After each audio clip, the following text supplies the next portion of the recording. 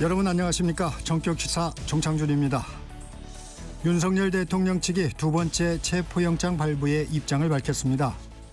기소하거나 사전 구속영장을 청구하라며 체포영장 집행에는 응할 수 없다고 재차 강조했습니다.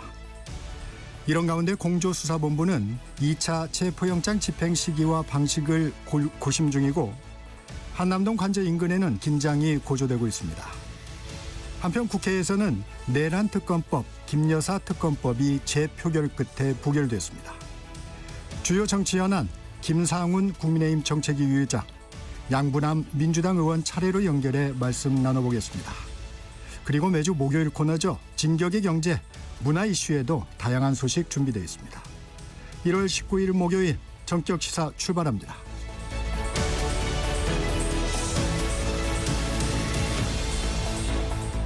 정격시사는 유튜브로도 실시간 방송합니다.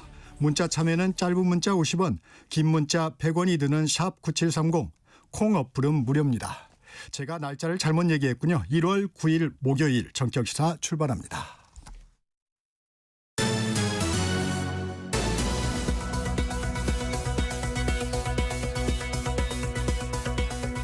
뉴스브리핑 시작합니다. 한국경제신문 최영찬 기자 나와 있습니다. 안녕하세요. 안녕하십니까. 윤석열 대통령 체포영장이 다시 발부되면서 용산 관저 앞은 긴장감이 높아지고 있습니다. 예. 윤 대통령 측이 절충안을 제시했는데 어떤 내용입니까? 예, 윤석열 대통령 대리인단이 기자회견을 열고 윤 대통령을 기소하거나 구속영장을 청구하면 법원 재판에 응하겠다고 밝혔습니다.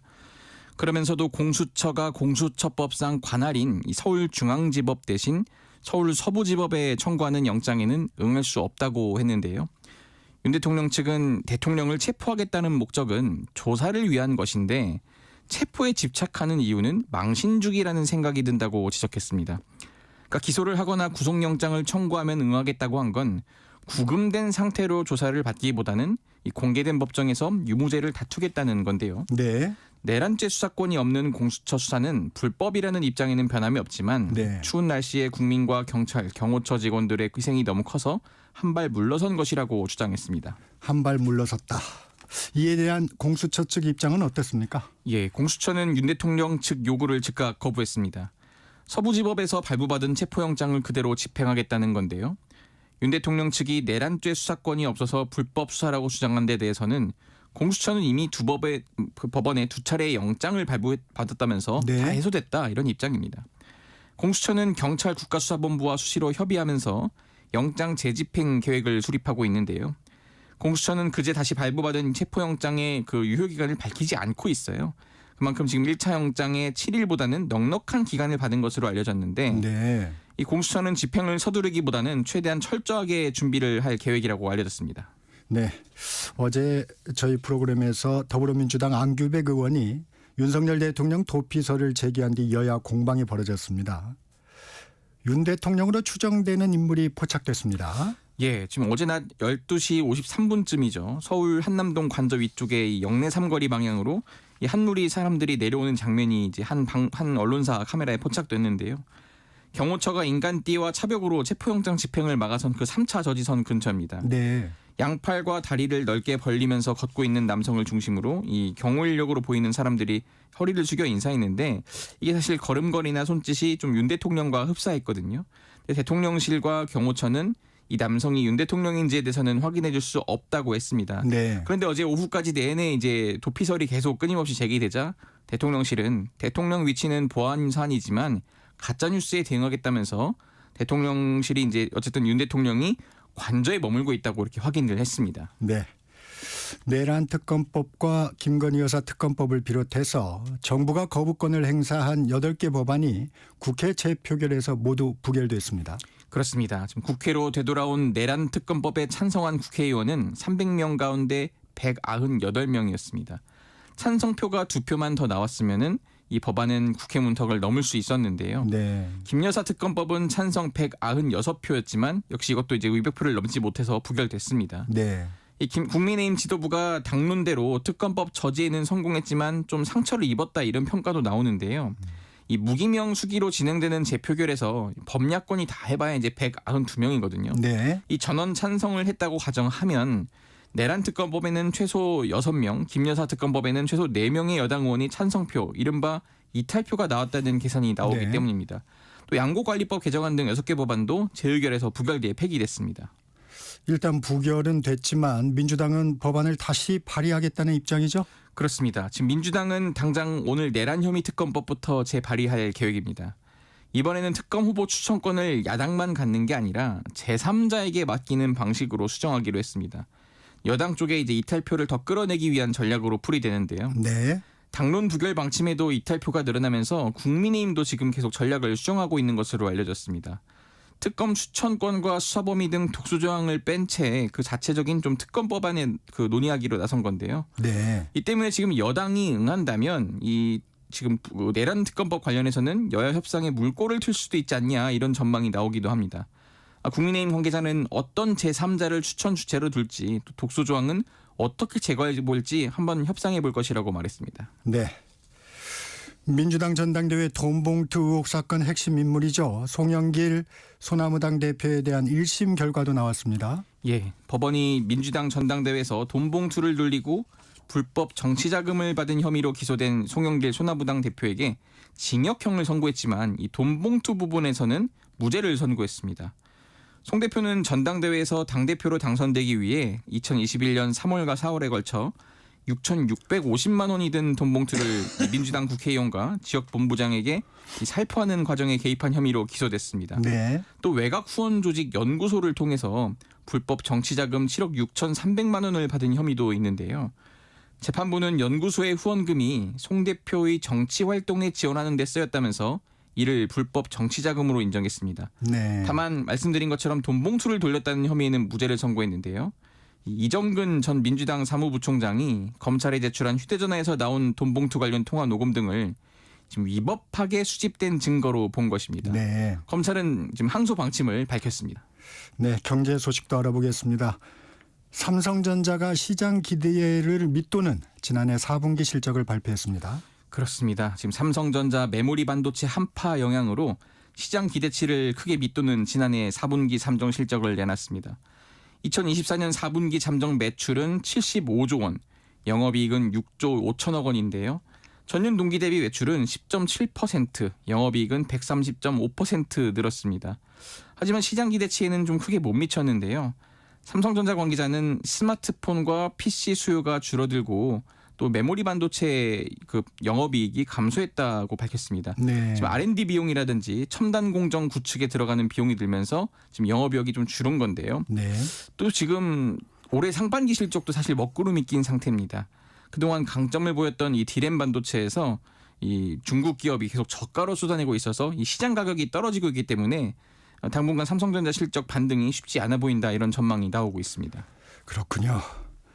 미국 라스베이거스에서 열리고 있는 CES에서 엔비디아의 젠슨 왕 CEO가 삼성전자를 언급했다는데 어떤 내용입니까? 예, 삼성전자의 고대역폭 메모리 HBM3E가 이 지금 엔비디아의 AI 가속기에 들어가기 위한 성능 테스트를 계속 받고 있는데요. 이 젠슨 왕은 삼성전자 HBM은 설계를 새로 해야 한다면서도 성공을 확신한다고 말했습니다. 그런데 문제는 젠슨 왕이 언급한 이 지금 설계를 새로 해야 한다는 대목인데 네. 사실 지난해 3월에도 삼성전자 HBM을 테스트 중이라고 밝혔는데 10달이 지난 지금 설계를 다시 해야 한다는 건 계속 문제가 생기는 것 아니냐 이런 해석까지 지금 나왔습니다. 그러면서도 삼성은 해낼 것이라고 확신한다면서 위대한 회사인 만큼 곧 회복할 것이다 이런 덕담을 건넸습니다. 네. 어제 주요 경제부처 새해 첫 업무 보고가 있었습니다. 어떤 점이 주목받았습니까? 예, 이르면 하반기부터 사망한 뒤 유족에게 지급되는 종신보험의 사망보험금을 가입자가 살아있을 때 연금 형태로 매달 받아쓸 수 있도록 하는 방안이 추진됩니다.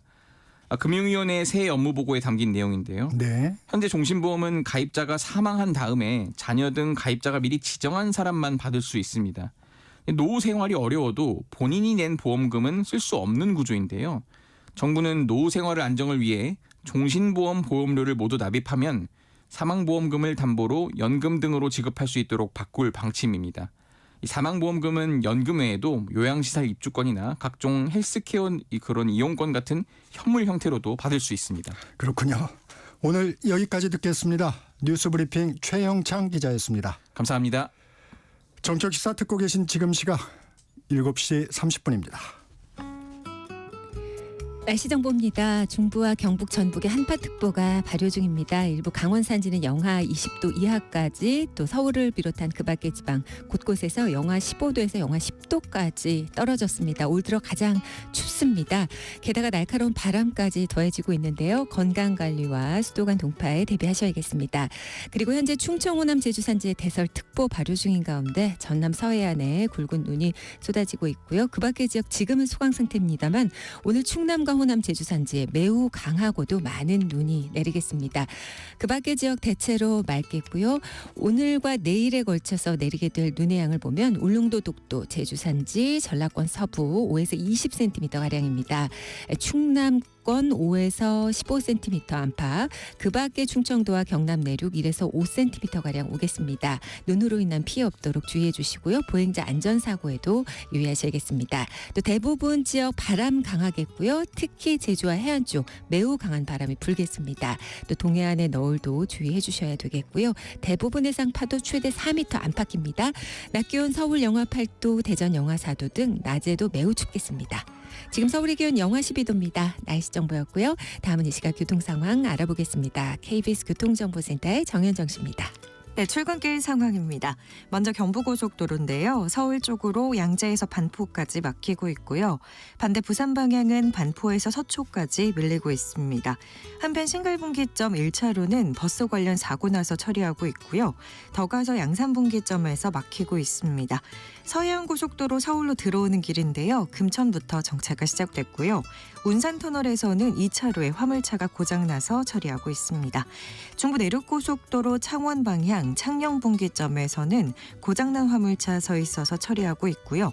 순천 완주고속도로 순천 방면 완주분기점 2차로는 대형 화물차가 고장나 있습니다. 미리 차로 변경하시는 게 편하겠고요.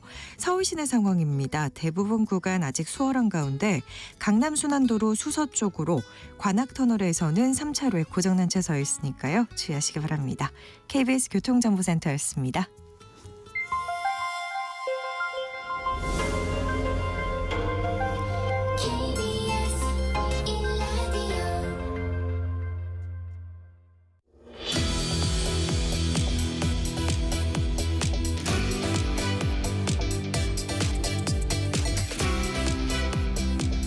정격 인터뷰 김상훈 국민의힘 정책위 의장 연결합니다. 의원님 안녕하십니까? 예, 안녕하세요. 네, 내란 특검법과 김건희 여사 특검법, 이른바 네. 쌍특검법 얘기부터 시작하겠습니다. 예. 국민의힘에선 부결 당론을 정했는데 최소 6표의 이탈표가 나왔습니다. 어떻게 보십니까? 뭐 개인적인 소신에 따라서 표결에 참여하셨을 걸로 보는데, 그래도 일단 당론에 따라서 부결된 데는 저희들은 소기 성과를 거두었다고 보고, 또 차후에도 아마 민주당에서 쌍특검법을 재발의한다고 하는데, 네. 이번 이탈하신 분들도 설득할 수 있는 어떤 그런 계기가 마련되었으면 좋겠습니다. 예. 네, 권성동 원내대표가 특검법 찬성 뜻을 밝힌 김상욱 의원을 찾아가서 쌍특검법에 찬성할 거면 탈당하라고 압박했는데, 이 같은 행위는 앞서 말씀하신 양심에 따른 소신 투표를 막는 행위 아닌가요? 근데 당론으로 정한 내용에 대해서 본인이 시종일관 계속 이탈을 해왔던 바가 있기 때문에 네. 그럴 것 같으면 굳이 국민의힘에서 정치활동을 할 필요가 있겠느냐. 탈당해서 본인 원하는 대로 정치활동을 하는 게 좋지 않겠느냐. 이런 차원이라고 이해하시면 될 것 같습니다. 네. 민주당은 부결된 내란 특검법의 특검 후보자 추천 방식을 제3자 추천으로 변경해서 오늘 재발의하기로 했습니다. 국민의힘 입장은 어떻습니까?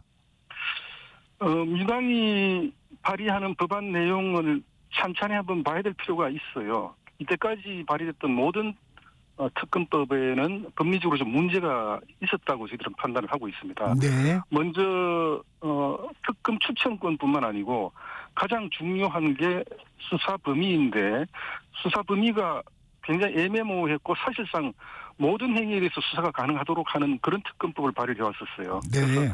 민주당이 표면적으로 밝히기는 제3자 특검법이라고 하지만 그 법안 내용에 대해서 법리적으로 또 법치주의 차원에서 수용할 수 있을지 여부에 대해서는 신중하게 판단해봐야 될 것 같습니다. 그 수사 범위를 좀 면밀히 들여다보겠다고 하셨는데 민주당에선 외환죄를 추가하겠다는 입장인 것 같아요. 어떻습니까? 예. 저도 보도를 통해서 그렇게 들었습니다. 그 부분도 우리 당 법률위원회에서 한번 검토를 할 계획이 있고, 또 아까 말씀드린 대로 수사 범위가 이번에도 보니까 무려 15개에 대한 특검 발의 사유를 적어놨던데, 수사 범위를 그렇게 넓혀놨던데, 네. 아마 이번에 발의하는 특검법도 역시 수사 범위가 굉장히 광대하고 애매모호하게 그렇게 적기돼 있지 않겠나, 그렇게 생각하고 있습니다. 네, 일단 우선순위에서는 밀렸지만 김건희 여사 특검법이 재표결을 거쳐 폐기된 것이 이번이 4번째고 민주당은 예. 순차적으로 5번째 특검법을 재발의한다는 계획입니다. 계속 이렇게 가야 될까요? 근데 22대 국회를 보면 너무 탄핵과 특검이 범람하고 있어요. 네. 저는 국회 본연의 기능은 국민들의 민생을 챙기는 민생 입법 또 예산을 다루는 그런 국회가 되어야 된다고 보는데, 당리당략적으로 계속 특검법과 탄핵을 제기하는 것은 좀 문제가 있다. 22대 국회에 들었으면 보니까 제가 무려 한 달에 산술적으로는 평균 4건의 탄핵과 특검이 되풀이되고 있어요. 아, 그렇습니까? 매주 특검 또는 탄핵이 지금 발의가 되고 있는 겁니다. 이런 국회를 어떤 국민께서 신뢰할 수 있겠습니까? 저는 탄핵과 특검이 범람하는 이런 국회는 지양이 돼야 된다. 다시 좀 민생을 챙기는 그런 본연의 국회의 모습으로 돌아가야 된다. 이렇게 생각하고 있습니다. 예. 윤 대통령에 대한 2번째 체포영장이 발부됐습니다. 예. 체포영장 집행에 국민의 관심이 집중돼 있는데 의원님께서는 언제 어떤 방식으로 되어야 한다고 보십니까? 우선 법적으로 공수처는 내란죄 수사 권한이 없습니다. 설사 공수처의 내란죄 수사 권한을 인정한다고 하더라도 공수처법에 따르면은 영장 관할 법원은 서울중앙지법이 되어야 돼요. 네, 공수처 관할법은. 그런데 서울서부지법의 영장을 받은 것도 이건 명백한 탈법 행위입니다. 아마 윤석열 대통령 측도 적법한 절차에 따라서 합법적인 수사가 진행된다면 받아들일 용의가 있다는 건데, 거기에는 서울중앙지법을 관할로 하는 법적 절차가 진행돼야 된다는 게 전제가 되고 있어요. 네. 어저께 윤석열 대통령 측 변호인다 윤곽근 변호사가 밝혔지만, 네. 적법한 절차에 따른다면은 기소나 사전구속 영장 청구를 하면 재판에 임하겠다는 거거든요. 네. 그래서 이제 이 부분은 아마 좀 불필요한 마찰을 최소화하고 또 좀 공무 집행하는 공직자들의 좀 불필요한 희생을 좀 막겠다, 이런 취지도 포함되어 있는 것입니다. 그래서 네. 적법 절차에 따라서 수사를 진행해야 된다, 이렇게 다시 한번 촉구하고 싶습니다. 그러면 지금 체포영장 집행에 집중이 되고 있는데 네. 지금 이 상황에서 보완을 할 수 있을까요? 공수처는 그런 의지가 없어 보이는데요. 그래서 내란죄 수사 권한을 갖고 있는 경찰에 수사권을 이첩하는 것이 맞다. 공수처가 붙잡고 앉아서 계속 이거를 관할 법원도 아닌 곳에다가 영장을 청구하고 또 이것을 집행하겠다고 하니, 이게 국민들 입장에서 봤을 때도 너무 각 수사기관들의 좀 경쟁적 수사가 진행되면서 네. 법치주의 근간을 흔들고 있다, 이렇게 판단하는 겁니다. 네. 한 가지 더 여쭙겠습니다. 법적 논란도 어차피 사법부가 판단할 수밖에 없는데 그렇습니다. 예. 대통령이 영장에는 불응해서는 안 된다는 여론도 있어요. 어떻게 생각하십니까? 물론 그런 의견도 있을 수가 있죠. 그렇지만 그 영장 자체가 적법한 절차에 의해서 발급된 영장이어야 한다. 다시 한번 되풀이해서 말씀드립니다마는, 내란죄 수사 권한이 없는 공수처가 관할 영장 발급 법원이 아닌 서울서부지법에서 영장을 청구해서 발급받은 것 자체가 탈법 행위입니다. 네. 무조건 영장 발급받으면 거기 응해야 된다가 아니고, 그 영장 자체가 적법한지의 여부를 가려서 판단해야 된다, 이렇게 다시 한번 말씀드리고 싶습니다. 그러면 이렇게 진행이 됐을 때 나중에 기소나 재판 단계에서 문제가 생길 수도 있다고 보시는군요. 지금 당장은 그 공수처나 네. 국가수사본부나 그 뭐 본인들의 직무를 수행한다고 하지만 네. 나중에 시간이 흐르고 나서 역사적으로 한번 이러한 법적 절차를 복귀해 볼 때 굉장히 오점을 남기는 그런 절차가 진행되고 있다 이렇게 판단이 되고 이 부분에 대해서는 많은 분들이 좀 성찰해야 될 그런 여지가 있다 이렇게 생각합니다. 공수처는 왜 내란죄 수사권이 있는 경찰에 수사권을 넘기지 않는 걸까요? 그간의 공수처는 사실은 유명무실한 기관이었어요. 네. 그리고 공수처의 탄생 자체도 지난 국회 때 민주당에서 일방적으로 통과시킨 법에 의해서 공수처가 설립이 된 겁니다. 네. 그런데 그간의 공수처에서는 이렇다 할 그런 사건 수사에 임하지 못해 왔었는데 그 유명무실한 기관의 좀 그 오명을 탈피하기 위한 그런 몸부림이라고 봅니다만은 네. 그럼에도 불구하고 적법 절차에 따라서 합리적인 합법적인 절차를 진행해야 되는 것이기 때문에 공수처가 다시 한번 더 지금 현재 진행하고 있는 절차가 법적으로 합당한지에 대해서 깊게 한번 반성해 볼 필요가 있다 이렇게 생각합니다. 네. 여야를 가리지 않고 공수처가 불만입니다. 국민의힘은 수사와 영장 청구가 불법이라는 입장이고 지금 말씀하신 것처럼 민주당은 또 역량 부족을 질타하고 있습니다. 공수처 폐지 얘기도 일각에서 나옵니다. 공수처는 어떤 식으로 자리매김해야 한다고 생각하십니까? 예, 다시 한번 또 말씀을 되풀이할 수밖에 없겠지만 그 검찰의 수사 기소권 이외에 별도의 조직으로 공수처를 설립 가동할 필요가 있었는지에 대해서 근본적인 의문을 한번 우리가 제기를 할 수가 있겠고 네. 그럼에도 불구하고 공수처가 이번에 내란죄 수사 권한을 휘두르면서 그 법적 절차를 진행하고 있는데 그 법적 절차가 합법적이지 않으면 다시 한번 공수처의 존립 자체에 심각한 오명을 남기는 네. 그런 절차가 진행되고 있다 이렇게 보고 있기 때문에 공수처가 다시 한번 지금 현재 판단해서 진행하고 있는 여러 가지 프로세스 절차들이 합법적인지 법치주의의 범위 안에서 지금 진행되고 있는 것인지에 대해서 의문을 본인들이 던지고 거기에 대해서 판단해봐야 된다 이렇게 생각합니다. 공수처가 좀 잘못 태어났다 이런 주장도 하셨는데 폐지 얘기에도 일부 공감하십니까? 그렇습니다. 국민의힘은 처음부터 공수처의 설립에 대해서 반대를 해왔던 것이죠. 네. 검찰의 수사 기소권만으로도 충분히 역할을 할 수가 있을 텐데 별도의 수사기관을 설립하고 또 민주당에서는 최근에 지난 국회였습니다마는 검수완박 검찰의 수사권을 뺏어서 다시 또 경찰로 돌리는 네. 그런 만행을 저지르기도 했지 않습니까? 그래서 검찰이 본인의 기능을 다할 수 있도록 하는 것이 저는 더 가치 있고 의미가 있는 일이다 이렇게 생각합니다. 네.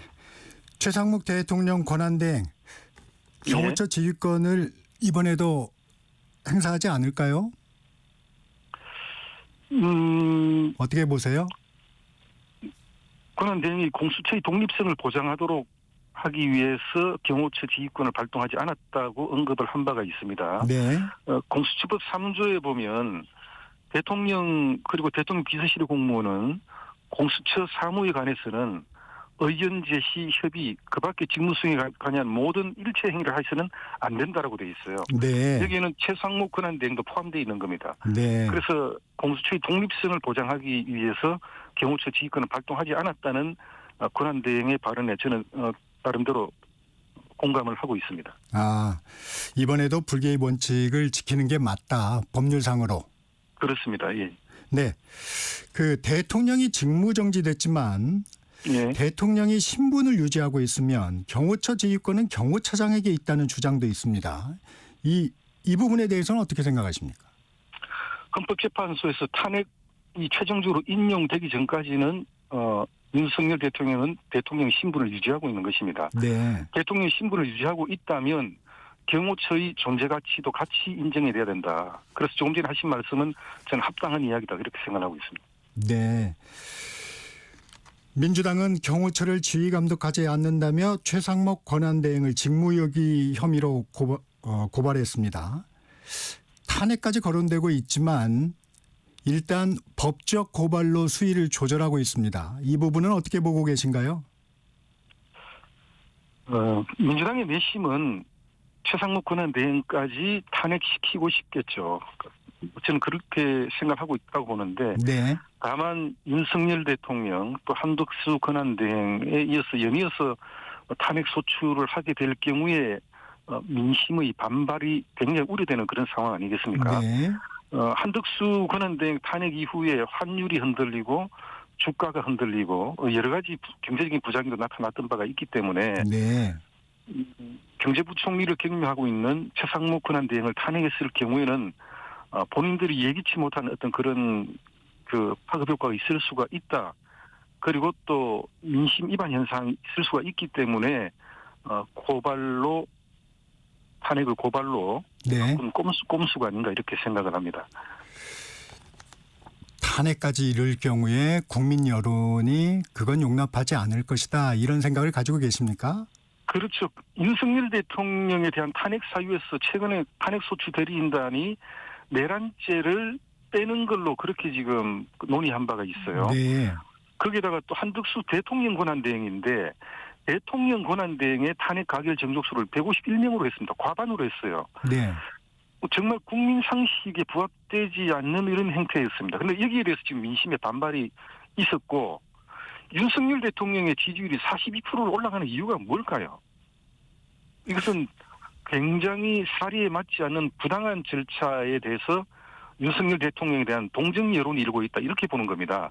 네. 그래서 민주당은 지금이라도 적법하고 합법적인 그런 절차에 따라서 윤석열 대통령에 대한 탄핵 절차를 진행을 해야 된다 이렇게 생각합니다. 네. 헌재의 탄핵 심판과 관련해 윤 대통령 측은 말씀하신 대로 내란죄 철회 부분이 정비된 뒤에 출석하겠다고 합니다. 이 같은 입장은 어떻게 보셨습니까? 그렇습니다. 국회 본회의에서 재적의원 3분의 2로 탄핵을 가결할 때는 주된 탄핵 사유의 첫 번째가 계엄 선포였습니다. 네. 두 번째가 내란죄였어요. 법조 전문가분께서 언급하신 바가 있지만 탄핵 사유 중에 내란죄가 80%, 계엄 선포가 20%다. 내란죄가 더 큰 주된 탄핵 사유였다. 이렇게 의견을 밝힌 바가 있습니다. 네네. 그런데 지금 그 내란죄를 빼겠다는 거거든요. 네. 이거는 본인들이 탄핵 사유로 적기하고 탄핵을 가결시켜놓고 내란죄를 빼겠다고 하는 것은 근본적으로 모순이지 않습니까? 그래서 이런 적법 절차가 보장되지 않는 수사와 재판 절차에는 임할 수가 없다는 게 윤석열 대통령 측의 입장이고 다만 현재 한남동 관저앞에서 공무를 집행하는 공무원들이 또 시위대와 맞서서 불필요한 희생을 당할 우려가 있고 네. 또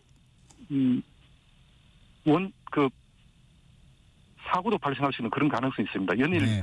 시위대와 경찰이 격하게 지금 대립하고 있기 때문에 네. 그런 상황을 봤을 때 정당한 사법체계 안에서는 당당히 심판을 받겠다는 게 윤석열 대통령의 입장이 아닌가 그렇게 생각을 하고 있습니다. 네. 이 얘기도 여쭤보겠습니다. 권성동 원내대표가 최상목 대통령 권한대행에게 국방부 장관, 행정안전부 장관 등 인사를 촉구했습니다. 이 부분은 권한대행의 적극적인 권한 행사 아닌가요? 예, 저도 그렇게 판단하고 지금 국방부 장관이 이렇게 공석인 적이 헌정사상 유례가 없었거든요. 그다음에 이제 치안을 책임지는 행안부 장관도 지금 공석 상태인데 네. 다른 강요들은 모르겠지만 그래도 국방부 장관과 행안부 장관은 시급히 임명 절차를 밟는 것이 최상목 권한대행의 당연한 임무 중에 중요한 임무 중에 하나라고 생각을 합니다. 네. 그런 차원에서 권성동 원내대표의 발언이 있었다 이렇게 생각하고 있습니다. 네. 여당 의원 40여 명이 대통령 관저 앞에 집결한 걸 두고도 논란입니다. 참석한 의원들은 공수처의 영장 집행을 비판했지만 당 차원에서는 의원들의 개별 방문이라며 선을 그었습니다. 당의 입장은 정확히 뭔가요? 권성동 원내대표와 당 지도부에서 한번 이 건으로 회의를 한 적이 있습니다. 뭐 공식적인 의제를 갖고 다룬 건 아니지만 그래도 그 한남동 관저에 가서 위법 부당한 영장 집행에 대해서는 개별적인 소신을 갖고 항의하러 가는 국회의원들을 만류할 수는 없는 거고 우리는 자유민주주의 정당이기 때문에 네. 그분들의 소신 있는 행동에 대해서는 개입하지 않겠다는 것이 당 지도부의 입장입니다. 네. 그래서 여기에 대해서 좀 당내에서도 찬반 의견이 엇갈리고는 있습니다만은 지금은 굉장히 위중한 시국이기 때문에 네. 가능하면 국민의힘 108명 전원이 같이 현재의 불안정한 전국을 타개할 수 있는 방안이 무엇인지에 대해서 좀 심각하게 고민하고 또 단일 대우를 형성하는 게 좋겠다는 생각이 듭니다. 예. 단일 대우를 형성하는 게 좋겠다 이렇게 말씀을 하셨는데 한남동 관저에 가서 이렇게 그 시위에 참여하는 거는 저는 개별적인 소신 행동이라고 보고 존중합니다만은 이 엄중한 시국을 벗어나는 데는 어떤 해법이 필요한지에 대한 중요한 어떤 그런 결정사항에 대해서는 다 같이 움직이는 게 좋겠다 이렇게 생각합니다. 예. 네. 일단 관저 앞에 나가지 못하도록 할 수는 없다. 그렇습니다. 예. 네. 경찰 출신인 민주당 이상식 의원이 SNS에 당과 국가수사본부의 메신저 역할을 했다고 밝힌 것도 논란입니다. 국민의힘 어떻게 대처하실 생각이세요? 경찰 출신인 이상식 의원이 SNS에 국수본과의 메신저 역할을 했다고 밝힌 것은 굉장히 심각한 문제가 있는 겁니다. 본인의 막중한 역할론을 좀 부각시키고 싶었던 것은 아닌가 싶기도 합니다만은 네. 이것은 명백한 불법적인 내통 정황입니다.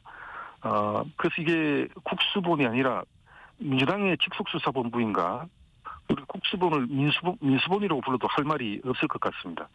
그래서 이건 명백하게 편향적이고 탈법적인 행태이기 때문에 우리 당 법률자문위원회에서는 검일 중으로 민주당 이상식 의원, 네. 민주당의 성명불상자, 또 국가수사본부의 내통을 한 성명불상자 3인에 대해서는 피고발인으로 해서 직권남용, 또 청탁금지법 위반, 공무상 비밀 누설죄 혐의로 오늘 고발장을 제출할 예정으로 알고 있습니다. 네, 의장님. 여야정 국정협의체는 실무회의가 내일 예정돼 있습니까? 예, 오늘 오전 11시에 진행을 할 계획입니다. 아, 오늘요? 예, 그래서 좀 고민을 많이 했습니다만은 그래도 아직까지 합의 처리되지 않은 민생 법안을 다시 한번 처리해야 될 필요가 있겠고, 그 다음에 또 현재 미래 먹거리 법안이라고 우리는 이야기를 하고 있습니다만은 네. 반도체 산업특별법이라든지 또 국가기관 전력망 확충법, 해상풍력법, 고준위 방패장법 이 사법 처리가 아직까지 원만하게 타결이 안 됐어요. 그래서 네.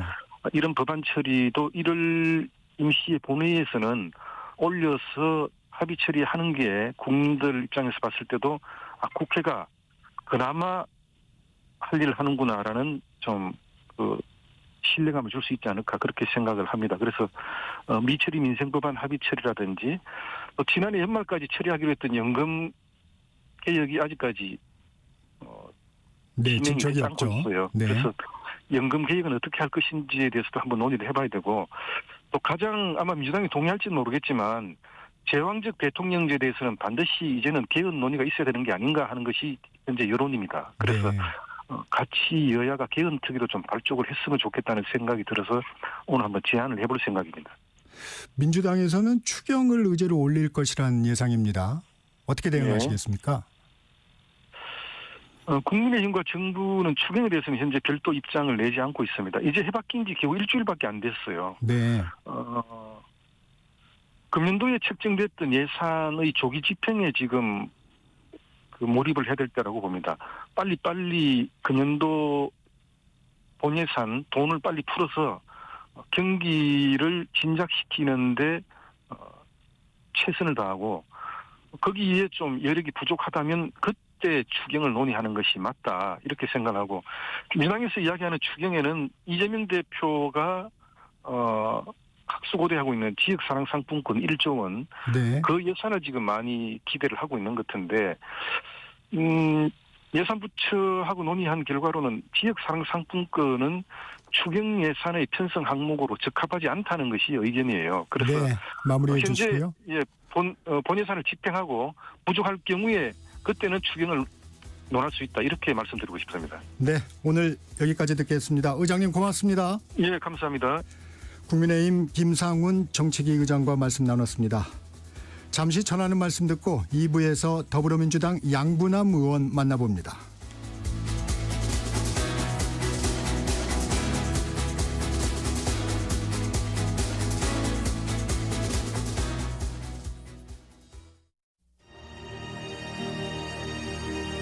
광복 80년 KBS 라디오 캠페인 밸류업 대한민국.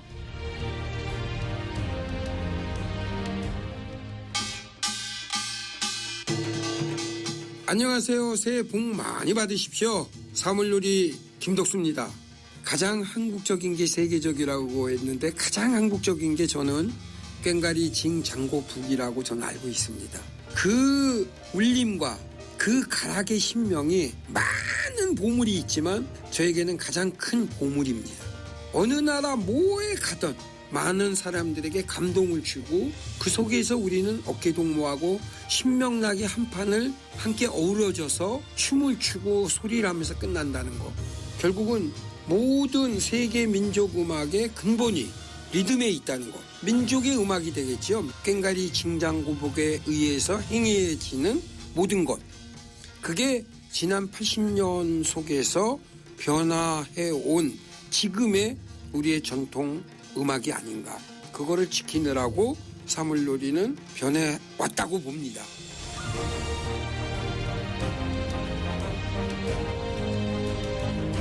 가장 중요한 거는 그 신명.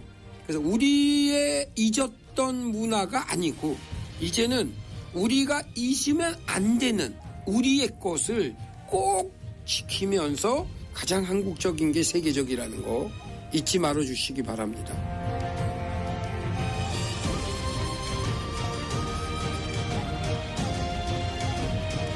광복 80년. 우리가 가야 할 길을 묻습니다. KBS 라디오 캠페인 밸류업 대한민국이었습니다.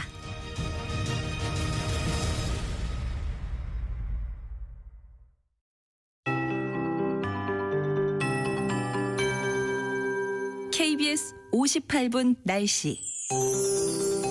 찬 대륙과 기압의 특징 두 가지 위험 요소가 찾아왔습니다. 한파와 해기차에 의한 폭설이 바로 그것인데요. 오늘 충남과 호남, 제주 산지에 매우 강하고도 많은 눈이 쏟아지겠습니다. 시간당 3에서 5cm의 강하고도 무거운 눈이 되겠고요. 내일까지 이어지는 곳이 많겠습니다. 눈으로 인한 피해 없도록 주의하셔야겠습니다.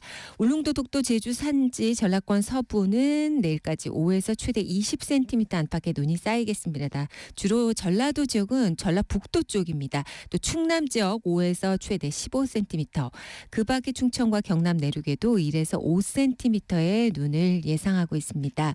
나머지 대부분 지역은 맑겠습니다. 오늘 한파특보 내려진 지역이 대부분이고요. 낮에도 춥겠습니다. 서울 현재 영하 12도인데요. 낮 기온 영하 8도에 머물겠습니다. 대전 영하 4도, 광주도 영하 2도까지 떨어집니다. 영하 11도에서 영상 3도 분포가 되겠습니다. 당분간 이 정도로 춥겠습니다. 건강관리와 더불어서 수도권 동파에도 대비하셔야겠습니다. 오늘 대부분 지역에 바람이 강하게 불겠습니다. 주로 모든 해안과 제주도 쪽에는 매우 강한 바람이 불겠고요.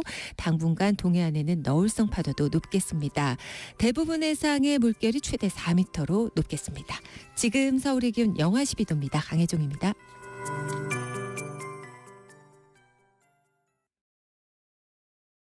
정성을 다하는 국민의 방송 KBS가 8시를 알려드립니다. AM 711kHz, FM 97.3MHz, KBS 1라디오입니다. HLKA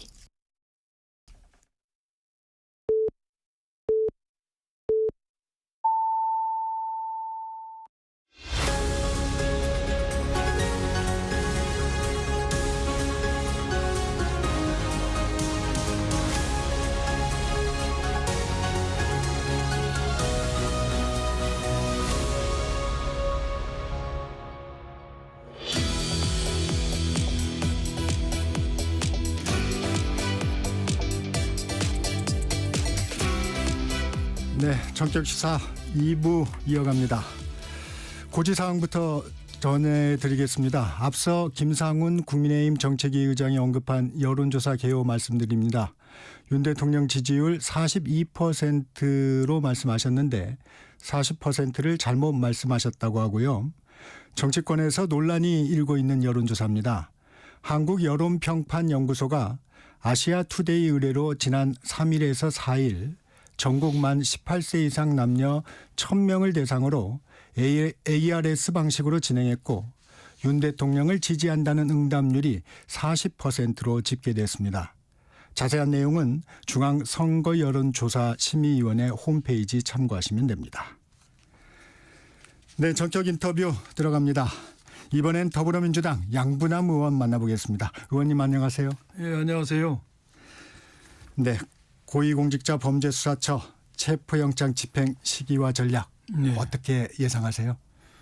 지난번 한번 실패했지 않습니까? 네. 이번에 이제 제2차 집행을 준비하고 있는 걸로 알고 있습니다. 이번에는 성공해야 되고 성공할 것이라고 저는 보고 있습니다. 네. 그 이유는 지금까지 윤석열 씨 측에서 가장 강력하게 주장했던 게 법원에서 발부된 체포영장이 적법하지 않다.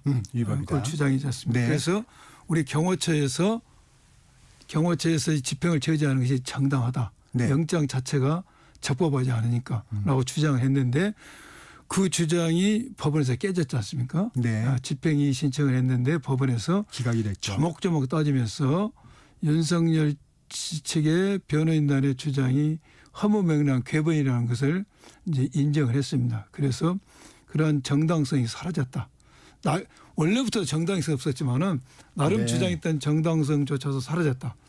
두 번째는 공수처와 국수본이 1차 집행 때 했던 실패를 네. 이제 학습 삼아서 네. 이번에 대대적인 더 준비를 철저히 할 것이라고 언론에 보도됐지 않습니까? 더 준비를 할 것이라는 거. 네.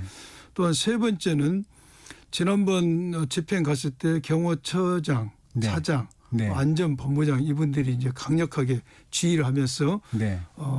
이렇게 저항을 진두지휘했다는 거 아닙니까? 그걸 그분들에 대해서 국수본에서는 특수공무집행 방해 현행범으로 긴급 체포하자 했는데 공수처에서 어떤 불상사를 우려해서 네. 못하도록 저지했다고 그랬습니다. 이번에는 이 세 사람에 대해서 고발이 돼 있어요. 네. 국수본에. 네. 아마 제가 알기로는 국수본에서는 이분들에 대해서 현재 관련 범죄로 수사를 하기 위해서 소환장을 발부했는데 나오지 않으니까 법원에 아마 체포영장을 청구할 겁니다. 네. 수순이. 네. 그래 되면 체포영장을 발부받아서 그걸 가지고 현장에 나갈 것이다.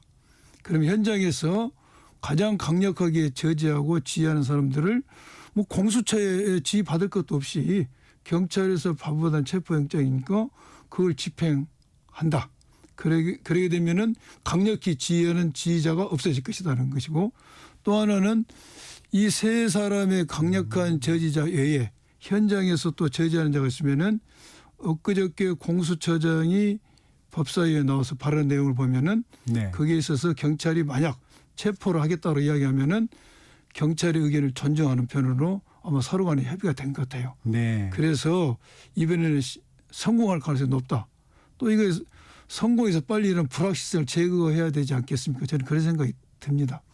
경찰과 군은 적극 나서지 않을 것이다. 그렇게 예상을 하시는 것 같고 그러면 이제 경호처 직원들이 문제인데 의원님 생각으로는 간부들을 하나씩 이렇게 체포를 하게 되면 그러면 무너질 것이다. 저항선이. 이 문제를 여쭤보려고 그랬는데 의원님이 앞에 좀 설명을 해 주셔서 그래도 지금 여당이나 윤 대통령 측에서는 이 수사권과 영장 발부를 둘러싸고 좀 논란이 있습니다.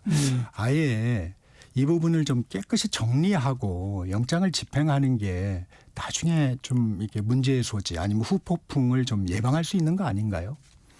지금 수사권 문제에 있어서는 방금 말씀하신 것처럼 여러 이야기들이 있습니다. 그렇지만 어찌됐든 지금 공수처에서 이제 수사권을 쥐고 진행하고 있고 수사의 주체면에 있어서 이 문제에 있어서는 중앙지법에서도 이 검찰의 김용현 영장을 발부하면서 수사권이 있다라고 언급을 했고 네. 또 이 공수처 부분에 있어서도 지난번 체포영장 이번에 이의신청 기각하면서도 일단 법원에서 수사권이 있다라고 지금 인정한 상태입니다.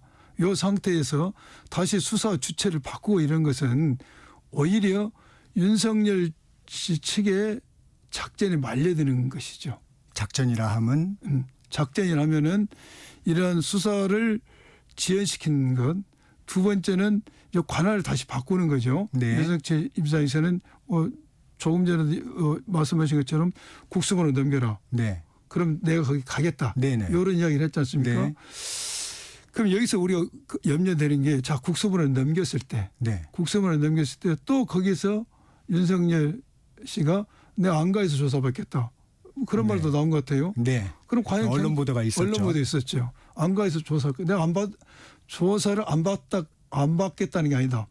내가 조사를 받은데 네. 경찰을 못 나가니까 안가에서 나를 조사해 달라. 네. 이렇게 이야기를 하면서 시간을 끌고 불구속으로 사건을 만들어서 가져갈 수 있다는 것이죠. 네. 과연 이럴 때 국수본에서 그러면은 그러한 요구를 물리칠 수 있을 것인가? 그러한 우려가 있는 것이죠. 그리고 그럼- 현재 어찌 됐든 법원에서도 공수처의 관할이 있다라고 인정한 상황이니까 또 수사를 지금 진행되고 있으니까 와서 받는 게 낫지.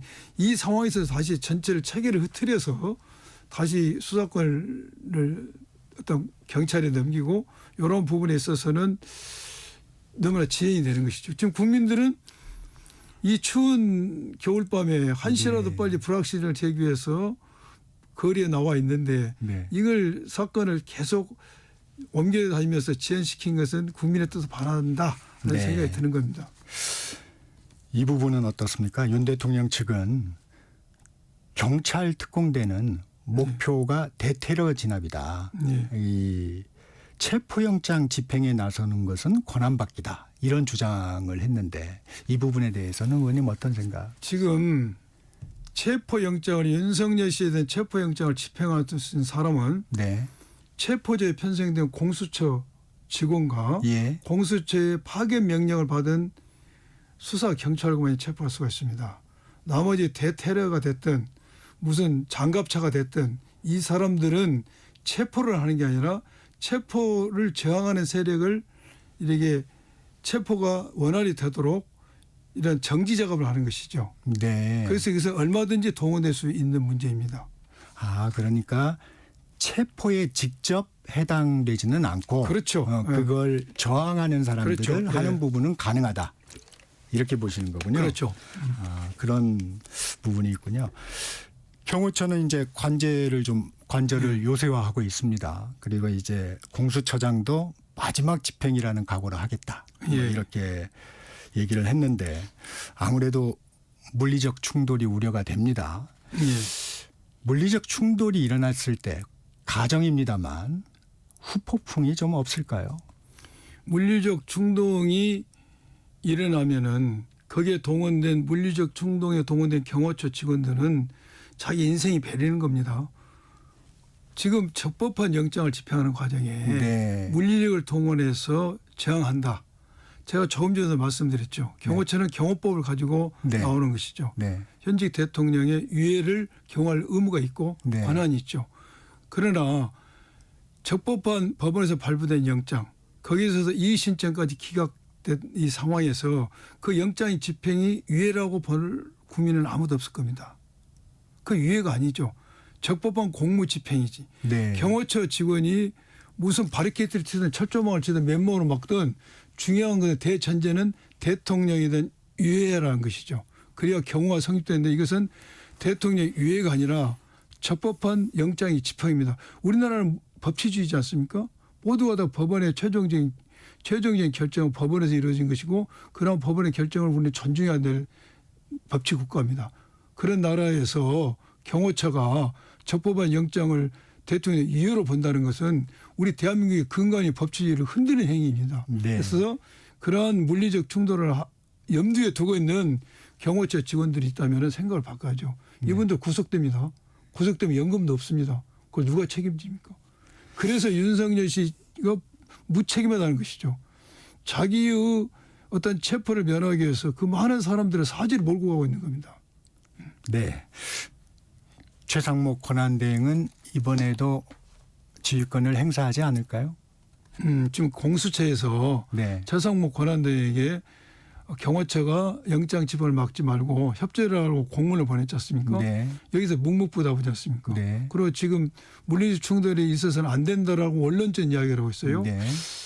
어느 나라 권한대행인지를 모르겠어요. 이게 지금 대한민국 권한대행인지 다른 나라 권한대행인지 강 건너 불구경하고 있다.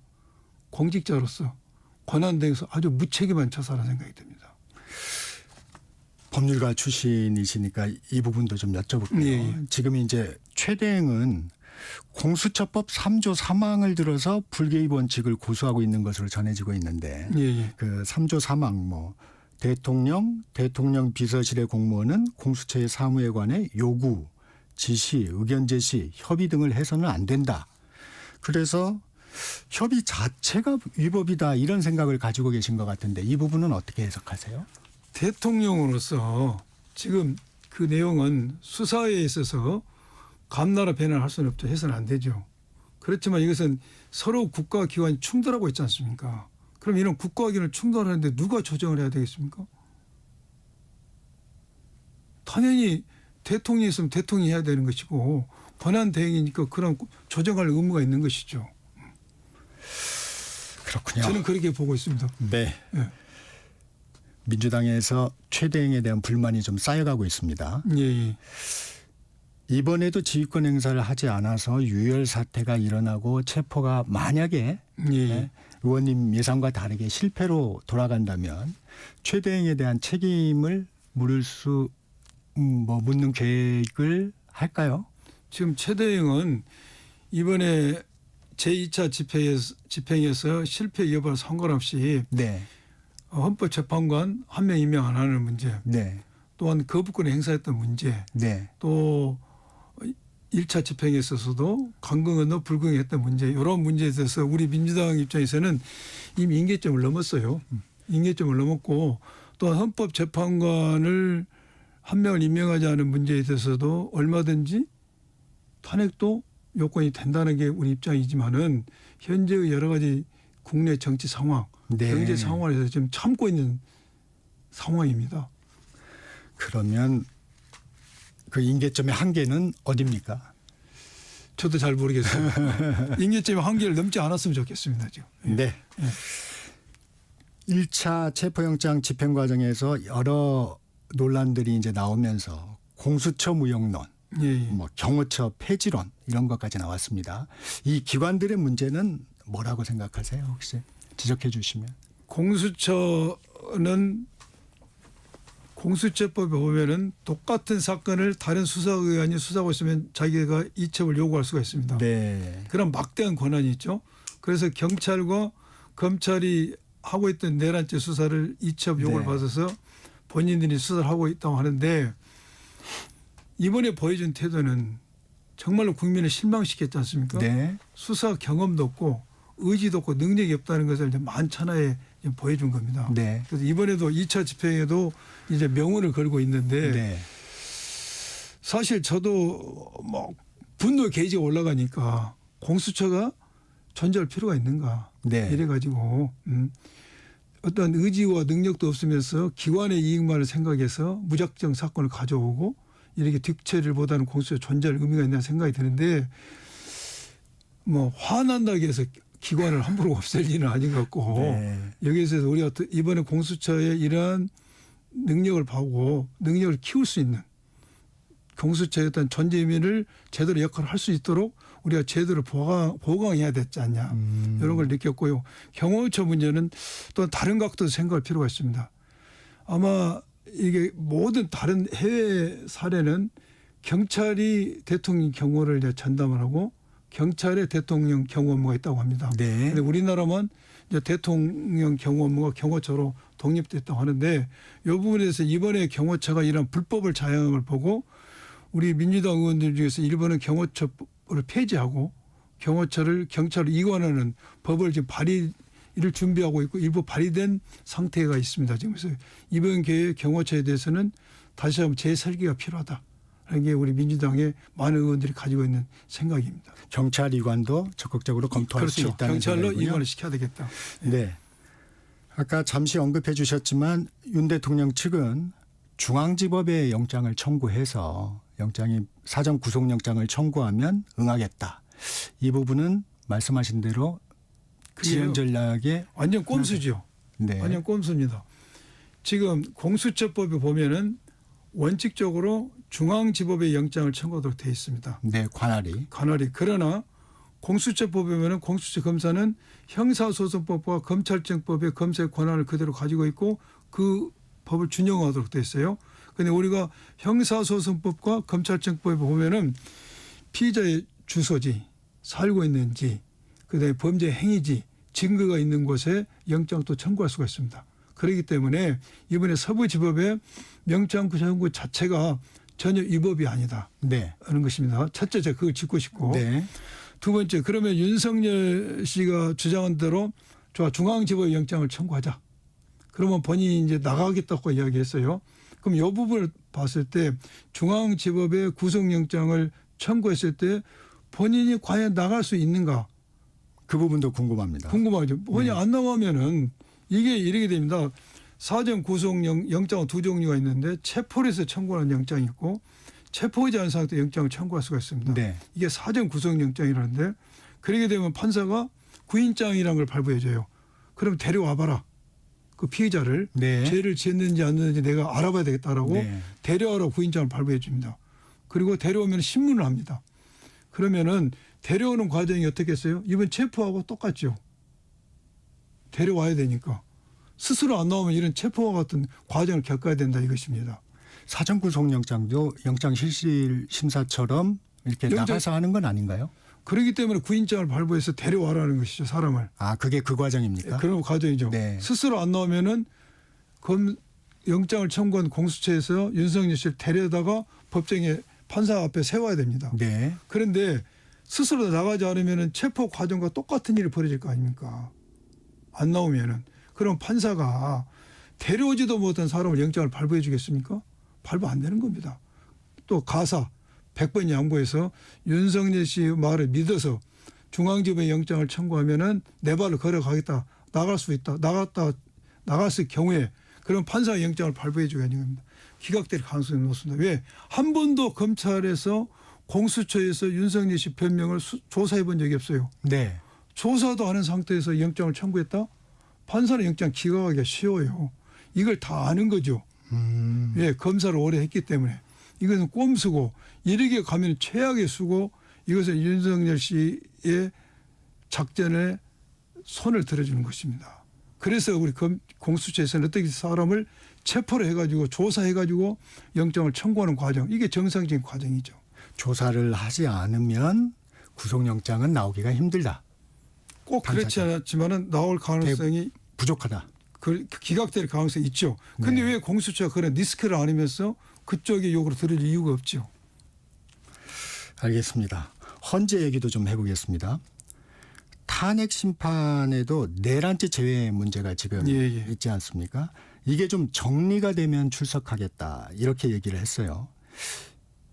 탄핵 소추안에 80%가 철회된 것이다. 그래서 가까이 해야 된다는 주장인데 네. 이 부분은 좀 어떻게 보십니까? 이게 이제 언론에서도 많이 문제가 되고 네. 국힘에서는 아주 이것을 가지고 모든 탄핵 의결이 잘못됐고 탄핵 심판이 진행돼서는 안 된다는 이제 강한 논거를 세우고 있는데 네.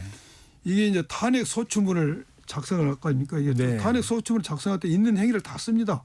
이게 첫째 계엄 선포의 실질적 요건과 절차적 요건이 헌법과 계엄법에 위반됐다. 네. 그리고 두 번째는 포고령이 계엄법에 위반됐다. 세 번째는 경찰과 군을 동원해서 국회를 봉쇄하고 중앙선관위를 봉쇄했다. 또 체포조를 정치인을 체포하려고 했다. 이런 게 5개의 내용이 근간입니다. 네. 기본 골격이고 그러게 함으로써 형법상 직권남용죄, 공무집행 방해죄, 내란죄 이런 죄를 범했다고 요지를 쭉 써놨습니다. 네. 이게 당연히 쓸 수 있습니다. 이게 왜 일반 범죄에 있어서도 검사가 공소장을 쓰게 되면은 모두 사실 다 여러 가지 많은 내용을 씁니다. 그리고 이런 사람은 이러이러게 해서 이러한 범죄를 졌다고 기재를 하게 됩니다. 그러면 일반 형사 재판에서도 재판이 열리기 전에 본격적으로 열리기 전에 판사가 검사와 피고인을 오라게 해가지고 야 그러면 이번에 재판에 쟁점은 뭘로 하지? 이 써진 거 다 하지 않습니다. 그 쟁점이 뭐야? 그 쟁점을 정리를 하죠. 네. 그와 마찬가지로 이번에도 우리가 헌법 탄핵을 의결하면서 탄핵 소추문을 다 쓴 거요. 네. 윤석열이 뭐 3월 뭐 몇 달부터 해가지고 이렇게 5가지 하고 이렇게 해서 무슨 죄를 짓고 막 이렇게 다 써놓은 것입니다. 헌법을 위반하고 형법상 이런 행위가 해당된다고 하니까 헌법재판소에서 재판을 진행하기 전에 자 국회에 나오고 저쪽 나와봐. 이 쟁점은 뭘로 하지? 쟁점은 뭘로 할까? 하면서 쟁점을 정리를 하는 겁니다. 네. 쟁점을 정리하는 과정에서 헌법재판소에서 그러면은 내란죄는 어떻게 할까? 이렇게 물어본 겁니다. 그 취지가 헌법재판소는 우리가 착각하기 쉬운 게 헌법재판소 형을 선고하는 기관이 아닙니다. 네.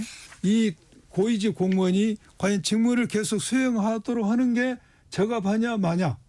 그래서 파면 여부를 결정하는 것이고 형법상 책임 유무를 가리지 않는 기관입니다. 형법상 책임 유무는 형사법정에서 하는 것이죠. 그래서 헌법재판소에서는 이 사람의 행위가 헌법에 위반되느냐만 보는 게 주 재판의 목적입니다. 그렇기 때문에 헌법재판소에서 그러면은 다 써왔는데 형법죄에 해당되는 것을 어떻게 하지?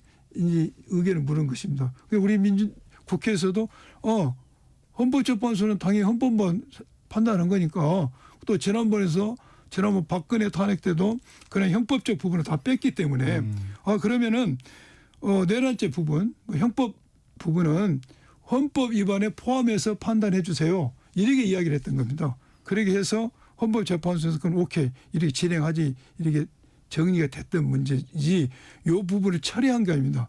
내란죄를 처리했다고 하려면은 제가 조금 전에 말씀드린 것처럼 비상계엄 선포 자체가 헌법과 개헌법에 위반됐다는 사실 하나, 포고령이 개헌법에 위반됐다는 사실 하나, 경찰과 군을 국회와 중앙선관위를 봉쇄했다는 거, 정치인을 체포했다는 거, 요 사실 중에 뭔가 하나를 뺐어야죠. 이게 헌법 심판 탄핵을 요구하는 내용 중에서 뭘 처리했다는 말이 되는 것이지 이 내용 그대로 두고 여기에 대한 평가를 어떻게 해달라. 형법 부분의 평가가 아니고 헌법적 관점에서 평가달라 이야기를 했기 때문에 네. 이것은 탄핵의 근간에 어떠한 것도 처리한 게 없습니다. 이제 철회라는 말이 나온 게 헌법재판관이 뭐 철회하는 겁니까 물었던 것 같아요. 그리고 국회 소추단에서 네 사실상 철회하는 그렇죠. 겁니다. 이제 이 말 때문에 아마 이제 그렇죠. 철회라는 말이 나온 것 같습니다. 그런데 그 철회라는 의미가 탄핵의 근간을 이루는 사실을 철회한 게 아니고 이에 대한 평가를 헌법재판소는 헌법 위반을 판단하니까 그렇다면 형법 위반 여부는 그 헌법 위반에 포섭해서 판단해줘라 이렇게 말이 된 것이고 여기에 대해서도 현재에서는 그렇게 진행하기로 이제 일단 된 것 같아요. 그리고 이 부분에 대해서 국힘에서는 여기에 대해서 잘못됐다고 주장하고 있는데 과거 박근혜 대통령 탄핵 때의 국힘 측 그때 소추위원장인 권성동 네, 의원이 했던 태도에 비춰봤을 때 이거는 자기 부정이라는 생각이 들고요. 이 부분에 대해서 윤석열 씨 측에서 이 부분이 정리가 되면 나가겠다. 이미 정리가 됐어요. 정리가 된 겁니다. 이렇게 하기로 해서 현재에서는 내란죄 부분에 대해서는 이제 판단하지 않고 내란죄를 이루는 행위가 헌법 위반이 되는지를 이제 진행을 하는 겁니다. 그래서 이 부분은 정리가 됐기 때문에 윤석열 측에서 이러한 것이 정리가 안 돼서 안 나가겠다. 이것은 나갈 의사가 없는 것이고요. 두 번째는 뭐 이게 경호 문제 이런 문제에 있어서도 현재에서는 경호를 책임질 의무가 없는 것이죠. 네, 의원님의 법률 전문가시니까 얘기를 들어보면 국회 재의결이나 이런 부분은 가능하지 않는 상황이군요. 해당이 되지 않아요. 해당이. 네. 5가지가 있으니까 근간이 있는 사실 중에서 뭔가 하나를 빼려면 재의결이 필요하겠죠. 이 얘기 하나 여쭤보겠습니다. 그 경찰 출신인 민주당 이상식 의원 SNS에 당과 국가수사본부의 메신저 역할을 했다. 이 부분에 대해서 이제 국민의힘이 내통 정황이 드러났다며 고발을 예고했습니다. 이 부분은 좀 부적절한 행위 아닌가요? 어떻습니까? 그게 일단 이제 결론적으로 말씀드리면 이철규 의원이 국서본에 가서 했던 발언이 있죠. 네. 뭐 훗날을 후위를 네네. 조심해라든지 네. 지금 경찰 의견대로 된다 해서 계속 그렇게 됐지 않아야 네. 뭐 부적합한 체포영장 집행하는 게 경찰이 해야 되는 것이냐 이렇게 하겠습니다. 오히려 요 말은 심각한 발언입니다. 훗날을 조심해라든지 협박성 발언이거든요. 오히려 이게 지금 심각한 발언인데 이상식 의원의 발언을 여기다 붙이는 것은 이철규 의원의 발언에 대한 물타기라는 점을 봅니다. 제가 그 현장에 있었기 때문에 그 내용을 잘 압니다. 우리가 지난 1차 영장 집행이 실패를 했지 않습니까? 그리고 나서 우리가 일요일 날 저희들이 국수본을 가자고 우리 행안 의원들이 국수본을 가자. 네. 가서 영장 집행이 6일로 끝나니까 네. 일요일 날 지금 뭐 하고 있냐. 국민들은 지금 밖에서 떨고 있는데 빨리 영장을 집행하도록 하자. 이걸 독려를 하자. 네. 또 항의도 하자라고 결의를 했어요. 네. 그래서 저희들이 국수본을 갔습니다. 의원들이 국수본에 갔는데 국수본장이 없어요. 없으니 우리가 연락을 해야 될 거 아닙니까? 네. 연락을 누가 해야 되겠습니까? 이상식 의원이 경찰 선배니까 네. 이상식한테 저희들이 연락 좀 해봐라. 네. 이 국수본장이 오지를 않았는데 우리는 그 왜 집회를 했는지도 알아보고 지금 시민들의 생각에서 빨리 집행을 해서 독려를 하러 왔고 항의를 왔는데 국수본장이 나타나지 않으니 전화를 해봐라. 이상식 의원이 그 전화를 한 겁니다. 네. 나와라. 네. 전화도 안 받아요. 우리가 40분을 떨고 있었습니다. 오지도 않아요. 국수본장이. 그래서 우리가 기자회견으로 그냥 돌아왔습니다. 그 이상식 의원한테 아니 경찰 선배라는데 뭐 오지도 않네. 연락도 되지도 않네. 우리가 당연히 이야기할 거 아닙니까? 네. 그래서 이상식 본부장이 그 뭐 연락이 안 된다고 오지도 않는다고 일이 끝난 겁니다. 5일 날. 그리고 이제 6일 날 아침에 우리가 갔어요. 다시. 막 갈 때 아마 가니까 국수본장이 와 있더라고요. 그래서 이제 그때 우리가 쭉 대화를 나눴는데 이상식 의원이 했던 역할은 딱 거기입니다. 전달. 좀 나와라. 우리 간다 이겁니다. 근데 이 부분에 대해서 메신저라는 본인이 이제 표현을 네. 했지 않습니까? 네. 그럼 메신저라는 의미를 보통 어떻게 해석을 해야 되는 것인가? 네. 한 30초 정도 남았습니다. 예. 마무리. 단순히 이렇게 한 걸로 했던 건데 지금 이철규 의원이 그 주장을 물타기 해서 국힘 측에서는 뭔가 당에서 지시를 주고 정책을 주고 의견을 주고 의견을 경찰이 가서 실현시키도록 하는 걸로 확대 해석하고 있는 것입니다. 그렇지 않다는 것이죠. 단순한 전화를 했던 것이죠. 그래서 전혀 그 사실 무근이다는 걸 말씀드리고 싶습니다. 네. 오늘은 여기까지 듣겠습니다. 지금까지 더불어민주당 양분남 의원과 말씀 나눴습니다. 고맙습니다. 예, 감사합니다. 예.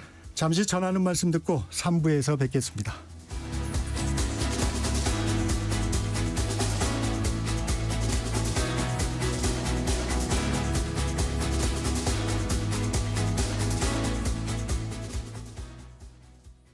잠시 후 8시 반부터 일부 지역국에서는 해당 지역 방송을 보내드립니다.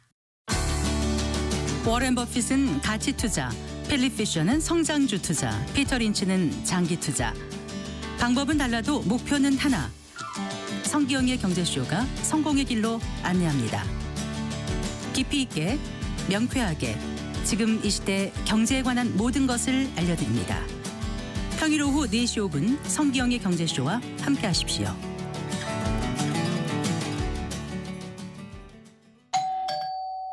편지 왔습니다. 퇴근길 지친 당신에게 힘이 되는 뉴스를 전해드립니다. 매일 저녁 5시 5분 당신과 함께 읽는 세상 이야기 KBS 1라디오 뉴스레터 K. 지금 시각은 8시 30분입니다. KBS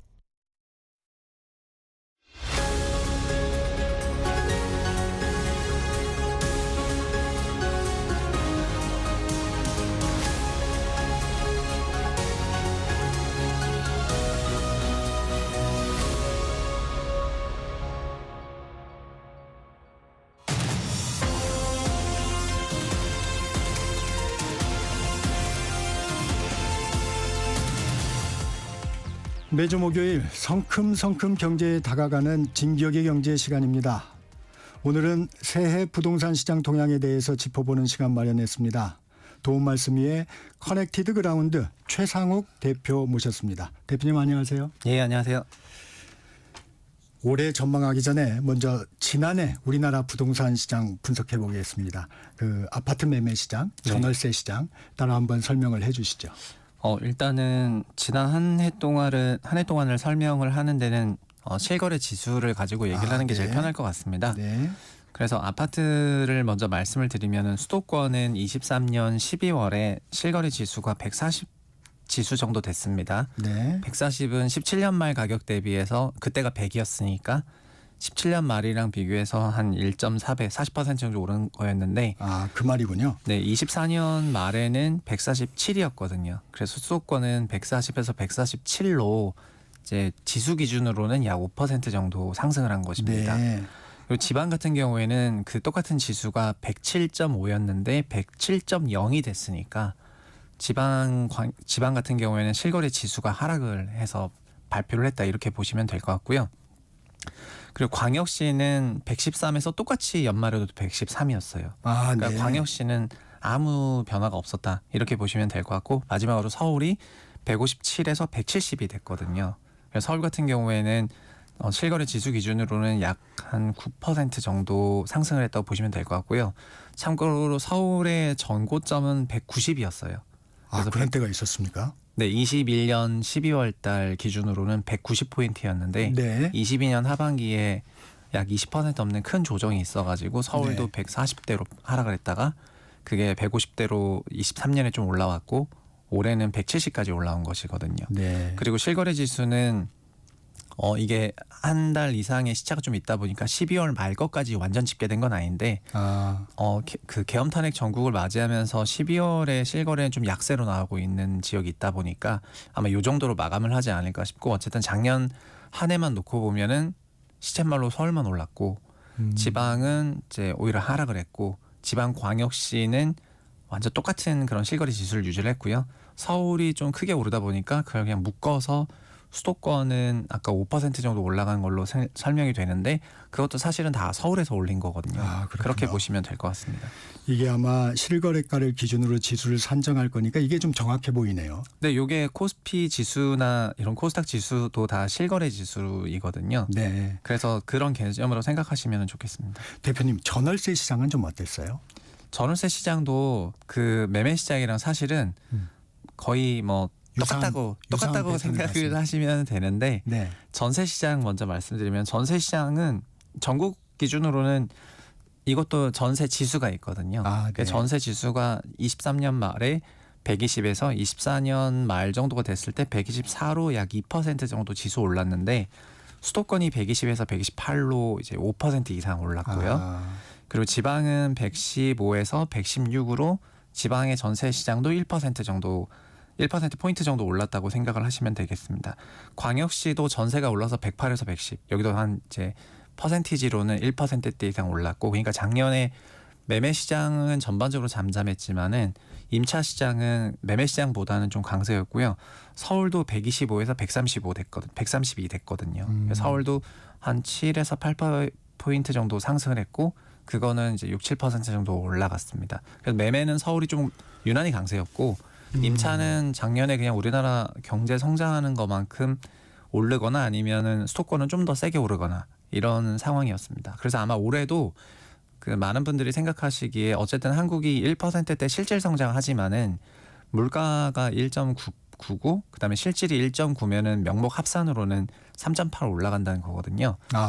보수적으로 봐서 3.5% 명목 성장한다 그러면은 그 명목 성장이라는 게 결국 가계소득 증가율이랑도 이어지는 거기 때문에 그 가계소득 증가하는 만큼은 임차료가 올라갈 겁니다. 그래서 아마 올해 연간으로 임차료는 2% 이상 그렇게 이제 인상이 있을 거라고 생각이 되는데 이게 그냥 평년 정도 레벨이라고 생각을 할 수 있을 것 같고요.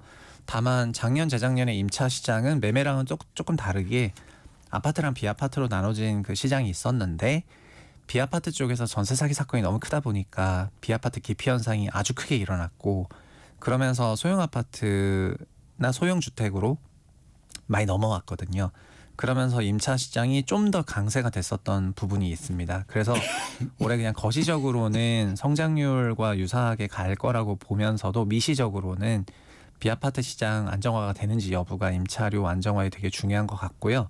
그리고 이게 아파트 공급 부족 효과를 만들어냈기 때문에 아파트 임차료에도 영향을 주는 요소라고 이제 보고 있거든요. 그래서 이 부분이 어떻게 정리가 되느냐 이게 되게 중요한 포인트인 것 같습니다.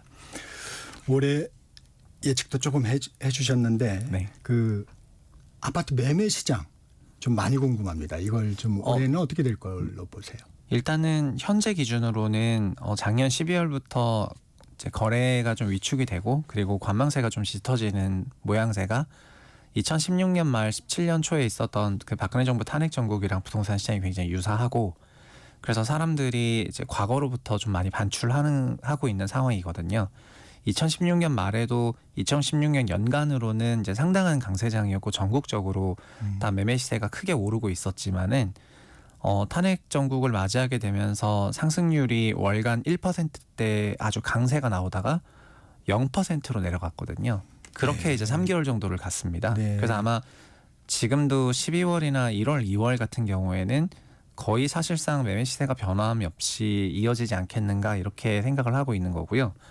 그리고 그 이후의 방향성은 어떻게 잡았냐면은 결국은 어떤 정부가 들어서고 어떤 정책을 쓸 건지가 명확해졌을 때부터였습니다. 그게 17년 5월이었고요.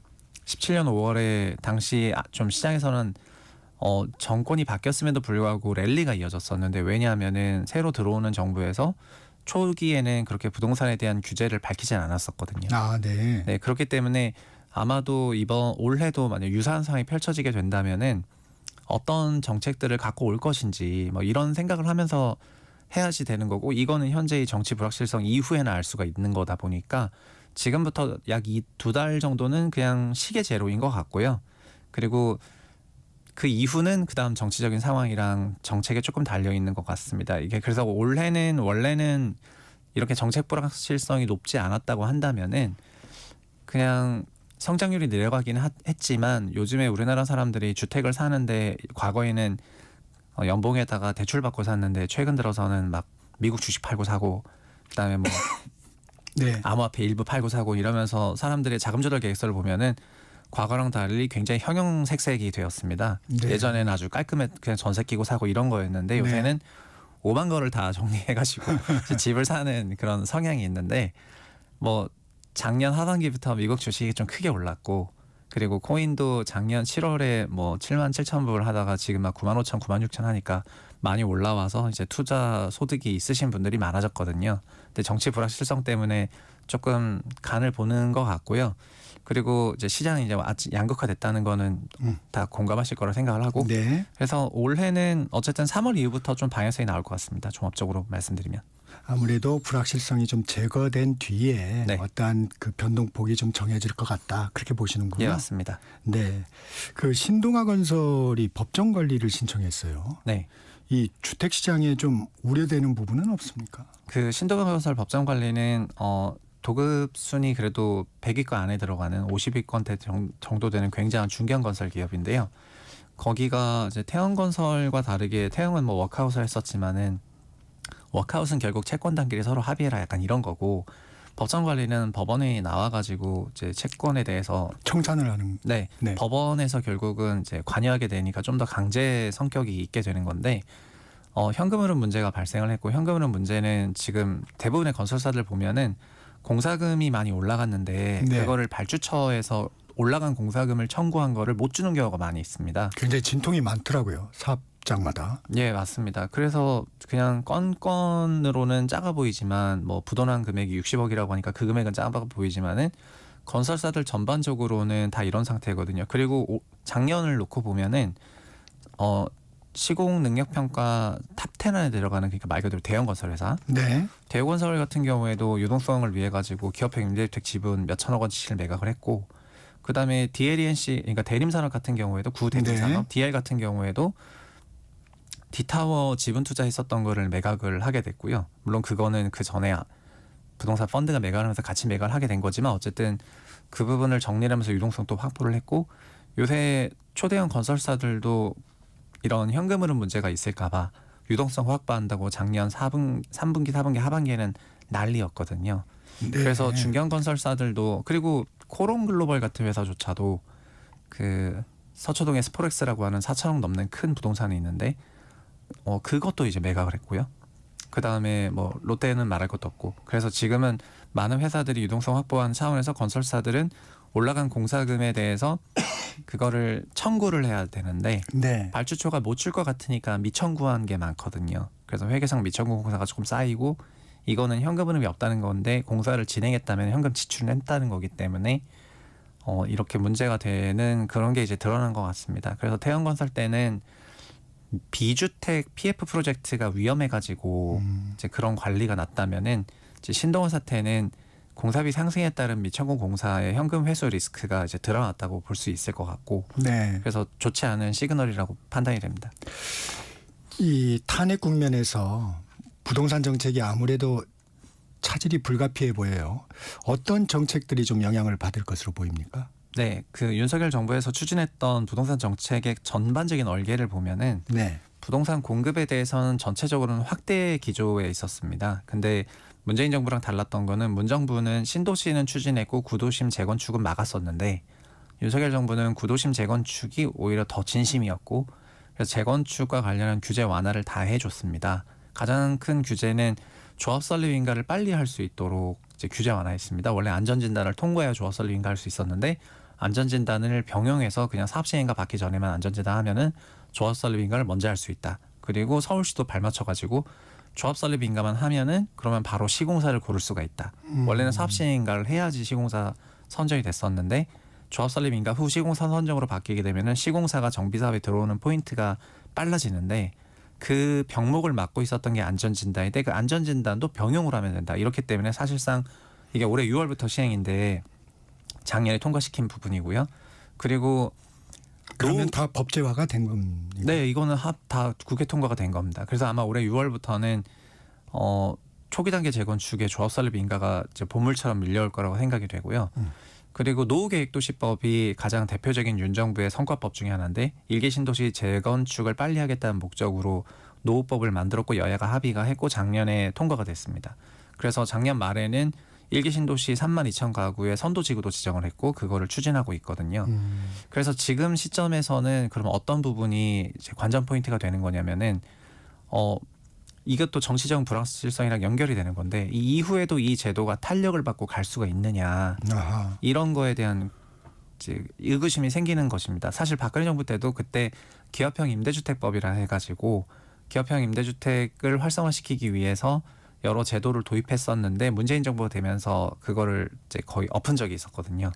그런 것처럼 정책의 지속성에 의구심을 갖게 되면은 초기 단계 첫 번째 선정된 사업지가 있음에도 불구하고 2차, 3차, 4차 계속 선정이 돼야 되는데 그게 안 되게 되면은 그 부분에서 이제 탄력을 잃을 가능성이 높아가지고요. 그래서 아마 이 다음에 어떤 이 정책 연속성이 또 이어질지 이런 것들이 굉장한 관전 포인트가 되는 것입니다. 지금은 법제화가 돼 있지만 네. 이게 또 지금 상황에 따라서 어떻게 변할지 모르겠다는 의구심이 시장에 있는 거군요. 네. 네. 오늘은 여기까지 듣겠습니다. 진격의 경제 지금까지 커넥티드 그라운드 최상욱 대표와 말씀 나눴습니다. 고맙습니다. 네, 감사합니다. 전격 시사 듣고 계신 지금 시각 8시 44분입니다. 네, 출근길 도로 상황입니다. 먼저 경부고속도로 서울 쪽으로 북천안부터 천천히 가고요. 달래내고개에서 반포까지 밀리고 있습니다. 반대 부산 방향은 반포에서 서초까지 정체고요. 달래내고개에서는 승용차가 고장나 있습니다. 신갈분기점 1차로는 버스 관련 사고 나서 처리하고 있고요. 이 사고의 여파로 서울 요금소에서 신갈분기점까지 7km가량 막히고 있습니다.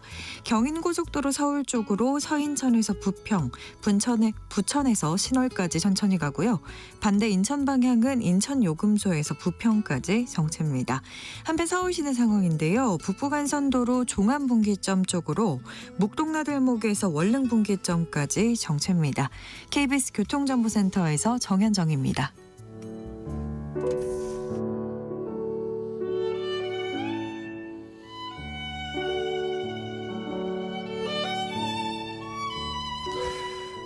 매주 목요일 문화 이슈를 다루는 문화 이슈. 김원식 문화평론가 나와 계십니다. 안녕하세요. 네, 안녕하세요.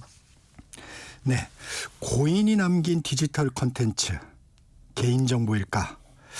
유가족에게 상속 가능한 재산일까?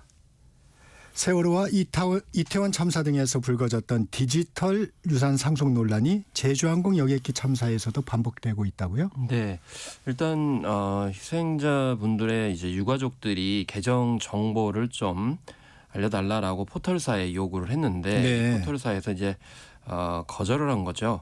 유족들은 이제 당장에 장례 진행 등을 하기 위해서는 지인 정보 등을 이제 알아야 되는데 네. 휴대폰 파손 등으로 부고를 전하기도 어려운 상황이거든요. 그래서 계정 정보를 좀 알려달라고 문의를 했던 겁니다. 그랬더니 이 포털사에서는 프라이버시를 이제 존중해야 된다. 계정 암호를 회사 차원에서 알기 어렵다. 이렇게 이유를 댔습니다. 그러면서 다른 방식으로 고인을 추모하는 일을 하고 있다라면서 추모 프로필을 이제 부각을 하고 있는데 네. 유가족이 요청하게 되면 고인의 예를 들면 카톡 지인에게 부고를 알릴 수 있는 것이 바로 추모 프로필입니다. 이거는 이 사전에 이제 본인이 선택할 수도 있고 유가족들이 선택할 수 있는 그런 방식이고 여기까지만 할 수 있다라는 것이 카톡 입장이었습니다. 네, 유산 관리자 제도 이런 제도 도입이 필요하다는 목소리도 있다고 하죠. 네, 해외에서는 이제 그런 제도를 하고 있습니다. 네. 그래서 앞서서 언급하셨듯이 디지털 콘텐츠를 이제 유산인데 그거를 이제 재산으로 판단해서 유가족에 대한 상속을 인정을 하고 있습니다. 상속이라는 건 결국에는 자신이 그 정보에 접근할 수도 있고 그 정보를 활용할 수도 있다라는 뜻이 되겠죠. 그래서 애플과 구글, 메타 등은 계정 사용자가 생전 유산 관리자를 지정하고 또 사용자가 목숨을 잃었을 경우에는 관련 데이터에 접근 또는 삭제하는 것을 허락을 하고 있고요. 네. 미국과 유럽 등등에서도 디지털 유산의 상속권을 인정해서 유산 관리자를 통한 유가족의 사후 데이터 접근이 가능하도록 하고 있습니다. 네. 언급하셨듯이 이태원 참사 당시에도 일부 유가족이 애플코리아를 상대로 숨진 희생자의 휴대폰 잠금을 풀어달라고 소송을 제기했는데 리셋하지 않고는 잠금 해제가 어렵다는 애플코리아 측의 주장을 법원이 받아들여서 소를 취하하는 그런 이제 결과가 됐습니다. 심지어는 플랫폼의 재량에 좌우되기도 하는데요. 예를 들면 2010년 천안함 피격 사건으로 희생된 해군 장병들의 SNS 싸이월드의 미니홈피 공개 자료 같은 경우에는 2022년에 12년 만에 가족에게 그 정보가 전달됐거든요. 그 이유는 운영사가 바뀌었기 때문이에요. 그렇기 때문에 이 경영적 판단으로 이제 가능한 그런 상황이기 때문에 이렇게 자유재량에 맡겨도 되는 거냐라는 이제 지적이 나오고 있는 거죠. 국내 플랫폼에서는 좀 어렵다는 입장인 것 같네요. 네, 어렵는데 이제 전문가들은 앞으로 어쨌든 이 부분에 있어서 우리가 합의를 해야 된다라는 점을 이야기를 하고 있습니다. 그래서 디지털 유산을 개인정보 또는 상속 가능한 유산으로 바라볼지에 대해서 사회적 합의가 아직 이루어졌기 때문에 이게 반복되고 있다라는 건데요. 네. 국내에서도 디지털 유산 관련 입법 시도가 계속 있었습니다마는 국회 문턱을 계속 넘지 못하고 있습니다. 전문가들은 플랫폼 자율 규제들을 통해서 디지털 유산에 대한 논쟁을 좀 결론 지어야 되는데 이 법적으로 명확하지 않더라도 플랫폼에서 정책 개편을 통해서 이 디지털 유산에 대한 사후 상속인 지정을 할 수 있도록 하는 차원에서는 일단 접근할 수 있다라는 점을 이제 전문가들은 지적하고 있습니다. 네. 영국 옥스퍼드대 출판부가 펴내는 영어 사전에 달고나, 형 이 같은 한국 문화를 기반으로 한 단어 7개가 새로 올랐다고요? 네, 그렇습니다. 그래서 노래방도 있고요. 네. 그리고 막내, 찌개, 떡볶이, 판소리가 이제 포함이 됐습니다. 네. 그래서 2021년에 K드라마, 한류, 먹방, 대박 등 26개 단어가 포함된 후 3년 만에 이렇게 또 7개나 올랐는데요. 참고로 옥스퍼드 영어사전은 1884년 처음 출판된 영어권의 권위 있는 사전이고요. 지금은 온라인에서 바로 검색해서 쓸 수 있도록 서비스를 제공을 하고 있습니다. 이미 지난해 2월에 넷플릭스 오징어 게임 시리즈에 등장한 달고나, 한국 드라마를 통해서 알려진 떡볶이, 찌개 등 한식 단어가 사전 등재 대상이다라는 사실이 알려지긴 했는데 이번에 확정이 된 것입니다. 무엇보다도 이 영국 같은 경우에는요, 다른 뭐 프랑스라든지 독일어 등은 덜 배우면서 한국어는 정규 과목이 아님에도 불구하고 자발적으로 공부하는 학습하는 영국 학생들이 매우 늘어나서 네. 이런 현상들이 옥스퍼드대에 우리 이제 말이 오르는 그런 상황까지 이어지고 있습니다. 네. 재난 속보를 하나 전해드리고 이어가겠습니다. 오늘 아침 8시 40분 전북 부안 지역에 대설 경보가 발효됐습니다. 외출을 가급적 피하셔서 피해를 사전에 막으셔야 하겠습니다. 이어가겠습니다. 달고나나 막내, 떡볶이 등은 어떻게 설명하고 있는지 궁금하네요. 네, 그 달고나의 경우에는 녹인 설탕에 베이킹 소다를 넣어 만든 한국 사탕 과자로 보통 노점상에서 하트별 등의 단단한 모양이 조각된 납작한 판형으로 판매된다 이렇게 네. 언급을 했고요.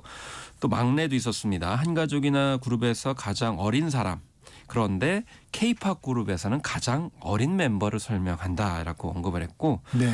떡볶이는 고추장으로 만든 매콤한 소스로 요리한 작은 원통형 떡으로 구성된 한국 요리로 보통 간식으로 제공된다라고 정의를 했습니다.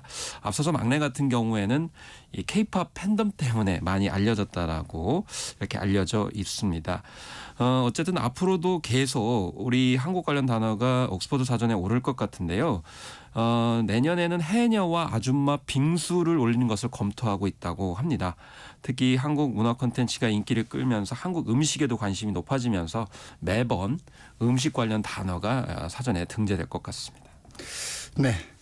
걸그룹 블랙핑크 멤버 로제와 팝스타 브루노 마스가 부른 히트곡 아파트가 미국 빌보드 메인 싱글 차트 핫백을 역주행하며 역대 K-팝 여성 가수 중에 가장 높은 5위를 올랐다고요? 그렇습니다. 전주보다 29계단 상승을 해서 5위를 차지했는데요. 대체적으로 이 상승세가 꺾이면 다시 이렇게 거의 30계단 이상 올라가는 경우가 드물거든요. 그런데 왜 그러나 봤더니 연말 캐럴 음악 등이 지금 사라졌기 때문입니다. 그래서 이제 발표 시기가 연말 네. 그 크리스마스 시즌과 겹치다 보니까 제대로 이제 평가를 받지 못했다 이런 이야기가 나올 수밖에 없는데요. K-팝 여성 가수 최고의 순위는 그동안 블랙핑크와 미국 팝스타 셀레나 고메즈가 부른 아이스크림 13위였는데 이번에 5위까지 치솟아서 다음 주가 또 기대가 된다 이렇게 볼 수가 있겠습니다. 사실 핫백은 싱글 차트이거든요. 싱글은 노래 한 곡만 하는 건데 네. 중요한 거는 지금 라디오 방송을 이제 듣고 계십니다만은 라디오 방송 점수가 굉장히 큽니다. 아하. 그 이유는 쉽게 설명드리면 현지인들이 이제 미국은 땅이 넓다 보니까 운전하면서 라디오를 듣는 거거든요. 그러면 결국 K-팝 팬덤을 넘어서서 현지인들이 즐겨두고 있다라는 뜻이기 때문에 핫 100에서의 순위가 굉장히 중요하다. 그래서 스트레이키즈 같은 경우는 6번 뭐 빌보드 200에서 1등했지만은 핫 100에서는 상위권을 가지 못하는 뭐 그런 상황이 바로 네. 대중성에 좌우되는 거거든요. 그렇기 때문에 미국에서 굉장히 대중적으로 인기를 끌고 있다는 것을 이번 순위를 통해서 알 수가 있었습니다. 네. 넷플릭스의 TV 시리즈 오징어 게임 시즌 2가 베트남에서 보이콧을 요구하는 목소리가 나오고 있다고요? 왜 그런 겁니까? 이유는 이제 내용 중에 이런 이제 대사가 있습니다. 네. 강하늘 씨가 이제 강대하라는 인물을 하는데 이게 게임 중에 공기놀이가 있어요. 근데 대체적으로 남성하면은 공기놀이를 못 한다고 생각하잖아요. 네. 근데 이 강대하라는 인물이 공기놀이를 굉장히 잘해서 라운드를 통과합니다. 그러니까 왜 이렇게 잘하냐 했더니 네. 어렸을 때 이제 누나들하고 놀아서 그랬다. 근데 아버지는 남자다워라 그러면서 해병대 보내셨고 베트남에 참전용사였다고 하니까 바로 그 이야기를 듣던 해병대 선배가 당신 아버지는 굉장히 훌륭한 신부이다 이렇게 얘기하는데 여기서 문제가 베트남 참전용사가 이제 훌륭한 분이다라는 그 표현 때문에 이게 문제가 된 거거든요. 네. 그런데 이제 그 맥락은 그 이제 남자답게 만들기 위해서 군대를 보냈다, 해병대를 네. 보냈다라는 것이 핵심적인 건데 마치 베트남 참전용사가 훌륭한 분이다 이렇게 이제 평가되는 것 같이 느껴져 가지고 아마 베트남에서 보이콧 논란이 있은 것 같은데요. 그래서 베트남 문화부 영화국 관계자는 이제 검토를 하고 있다 이렇게 얘기를 하고 있는데 좀 아쉬운 거는 어떤 전체적인 맥락에서 접근해야 되는 게 아닌가 생각이 들고 좀 오해 소지가 있는 부분들은 사전에 충분히 좀 걸러냈으면 좋겠다 뭐 이런 생각들을 해보게 되는 사안이었습니다. 시간이 한 40초 정도 남은 것 같은데 오징어 게임 2 글로벌 흥행 속에서 연예인 출연자들의 SNS 이슈로 골머리를 앓고 있다고요? 짧게 좀 전해주시면. 네, 인기가 많기 때문이라는 생각이 들기도 하는데 네. 또 배우들이 요즘에는 SNS를 자유롭게 하다 보니까 알려지지 않아야 될 사실들이 알려지게 되고 네. 또 이제 인기가 많다 보니까 또 일본에서는 성인 음란물 표지 사진이 있다 보니까 이걸 배우가 좀 올리는 바람에 이제 문제가 됐거든요. 그래서 네. 여러 가지 뭐 불법 굿즈 판매도 있고 그래서 앞으로도 계속 논란이 있을 것 같은데 네. 좀 무게감, 책임감을 갖고 대응하는 것도 오징어 게임한테는 이제 필요하지 않나 이렇게 생각을 해봅니다. 네. 지금까지 김원식 문화평론가였습니다. 고맙습니다. 예, 감사합니다. 경찰청 고지사항입니다. 제주항공 여객기 사고 관련 악의적인 글, 댓글 자제 요청 드립니다. 제주항공 여객기 사고 관련 경찰청은 희생자와 유가족의 명예를 훼손하는 모욕성 게시글과 영상에 대해 엄정 수사하고 있습니다. 유언비어 및 모욕성 글과 영상을 무분별하게 게시하는 행위는 심각한 범죄입니다. 유가족에게 더 큰 상처를 줄 수 있는 행위는 자제해 주시기 바랍니다. 이상 경찰청에서 알려드렸습니다. 네, 1월 9일 목요일 전격시사 오늘은 여기까지입니다. 진행의 정창준이었습니다. 강추위입니다. 추위 대비 단단히 하시기 바랍니다. 내일 아침 7시 20분에 다시 돌아오겠습니다. 여러분 감사합니다.